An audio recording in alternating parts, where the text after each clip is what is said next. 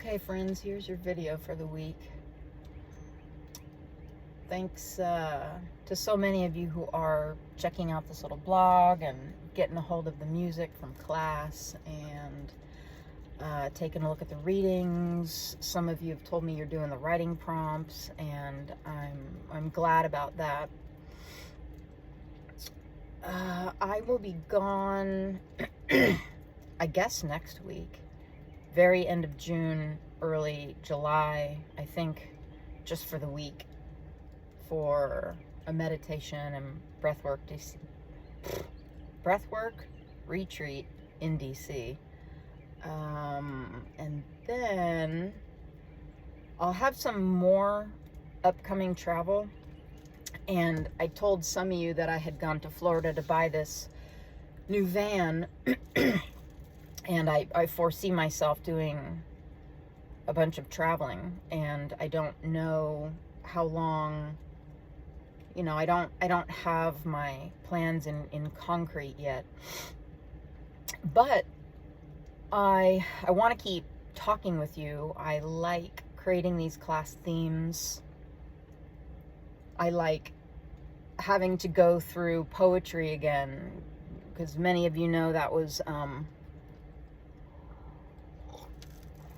was really my whole life before yoga. Spending a long time in school, studying it and writing it and then teaching it.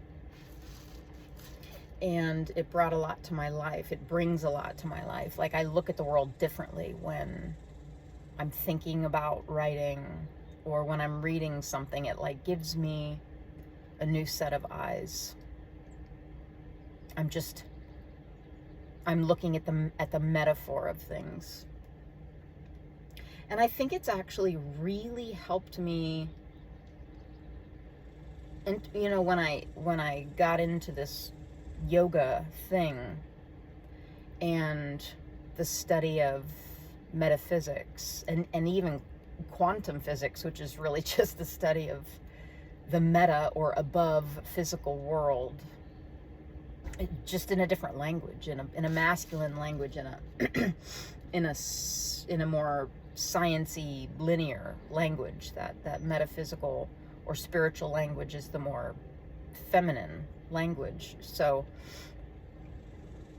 I think sometimes people can be put off by that whole, when they hear like quantum physics, they're like, ooh, it's big and weird and out there, or difficult to understand. It's actually been surprisingly like natural. This guy's gonna mow his lawn right now, but you know what? It looks like one of those electric lawnmowers, so I don't think he'll be blasting. There it goes. Nah, not too bad at all. The whole study of quantum physics, it's just come so easily and naturally to me. And I really think it's because of all the time that I spent with poetry. And so anyway, I say all this because for those of you who would like to continue to look at some of these themes with me, and I'm just sharing my thoughts on the world and the way I'm seeing things and experiencing things. I'm starting to put some more TikToks out. I've had an account for a while, but I haven't done too much with it. I think I did it to make sure that I wasn't afraid. I feel like being seen and being seen publicly can be a scary thing for a lot of folks. It was for me, and I was doing it to make sure I wasn't afraid, and to be able to take those risks. But then I was like, okay, so I'm not afraid. But then I still didn't do it. I wasn't keeping up with it because, I don't know, I feel a whole lot more present to life without social media. But I'm seeing if I can do both. Like, if I can just turn that part of myself on, create a post, and then stop and go right back to being present with my life. I'm going to make another video because shorter ones are easier to post.